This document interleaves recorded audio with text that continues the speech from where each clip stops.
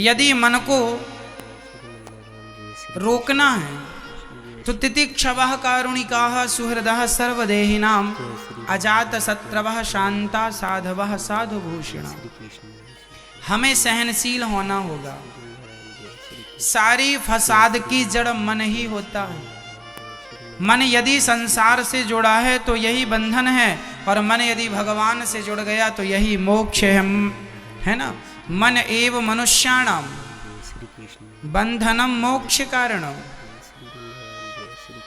मन ही बंधन है और मन ही, भाई चाबी से ताला बंद भी हो जाता है और उसी चाबी से ताला खुल भी जाता है।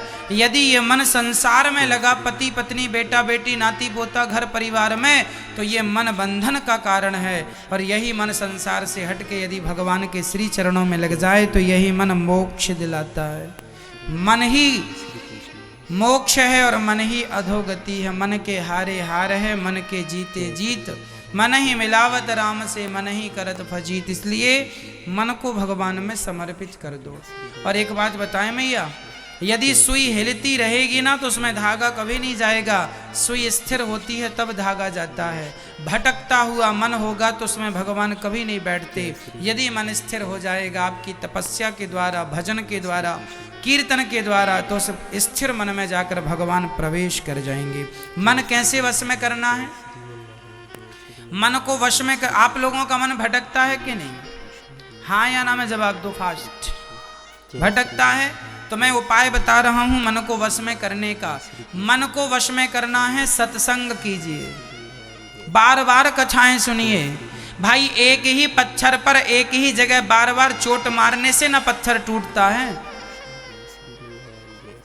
आपने एक चोट पत्थर में यहां मार दी, एक चोट वहां मार दी, ऐसे में पत्थर टूटेगा? एक ही जगह पर अनेक बार चोट मारिए। उसी प्रकार भागवत जी को अनेक बार सुनिए, सत्संग की और कीर्तन की, भगवान के नाम की जब चोट बार बार पड़ेगी तो मन अपने आप आपके वश में हो जाएगा। संसार से मन छूट जाएगा। मन की जितनी भी गांठें हैं खुल जाएंगी, मन की मलिनता धुल जाएगी। तो मन को वश में करने का उपाय क्या है? सारी झंझट मन की है। आपको दुखी कौन करता है? अरे गुजारा तो जरा सा मंगलसूत्र, इतना पेंडल है आपका, उसमें भी हो जाता, पर बड़ा सा होना चाहिए मंगलसूत्र, रानी हार। ये किसकी इच्छाएं हैं? मन की। गुजारा तो जरा सी झोपड़ी में हो जाता है, बड़ा सा बंगला होना चाहिए, किसकी इच्छाएं हैं? अरे गुजारा तो बैलगाड़ी से भी होता था, पर बड़ी बड़ी गाड़ियां होनी चाहिए, किसकी इच्छाएं हैं? अरे सारी जिंदगी आप अपने मन की इच्छाएं पूरी करते हैं। मुझे बताओ जरा, सारी जिंदगी आपकी लग गई मन की इच्छाएं पूरी करने में, क्या मन की इच्छाएं पूरी हो सकी? मैया बताओ, आप में से कितनों के मन की इच्छाएं पूरी हो गई? जब से आपने होश संभाला है तब से खाते चले आ रहे हो, क्या खाने से पेट भरा? इतने वर्ष हो गए भोग भोगते, आपको क्या भोगों को इतनी बार भोगने के बाद आपको तृप्ति मिली?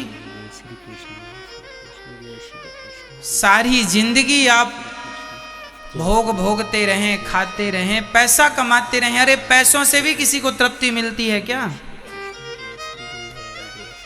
ये संसार हमें ठग रहा है। हम पैसों के नाम पर, भोगों के नाम पर ठगे जा रहे हैं। मन हमें ठग रहा है। इसलिए मन को भोगों से हटाकर भगवान में लगाओ, यही समझदारी है। ये भोग तुम्हारा पीछा नहीं छोड़ेंगे। भोग तो लिया था पिछले जीवन भर में, भोग ही भोग भोगा शादी के बाद से लेकर। कब तृप्त हुआ मन? मुझे तारीख बताओ कि कब आप ये कहोगे कि बस अब नहीं। ऐसा दिन आएगा? कभी नहीं आएगा। इच्छाएं अनंत हैं, इन इच्छाओं का कोई अंत। इसलिए भगवान में मन लगा देना ही है ना, समझदारी है।